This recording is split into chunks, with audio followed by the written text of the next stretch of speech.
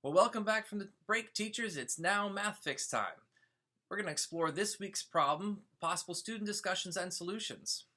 Our problem this week looks at the standard 8.f.3, which asks students to interpret the equation y is equal to mx plus b as defining a linear equation whose graph is a straight line.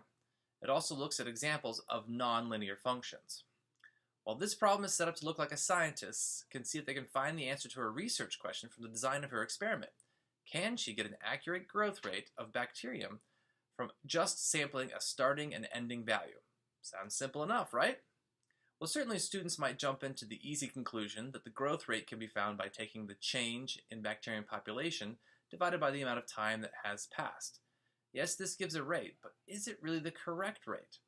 A powerful tool for this problem is the use of proof, not just defense, but proof of a rate being the only possible answer. If they get stuck on a singular rate as correct from the two data points, then a graph may be helpful. What I'd do is take and put two dots on the board and ask them how many different ways they can connect those dots. This might spark a really great aha moment and conversation with students about the shape of graphs and what only two data points tells us about the slope or rates of change in those graphs. Your skeptical students may already see that if this is a MathFIx problem, the answer is likely that no, this is not enough data. They will of course be correct. You can get a change and a possible constant rate of bacterium growth if it were linear. However, they're not linear. So much of the data that is needed is still need to be measured.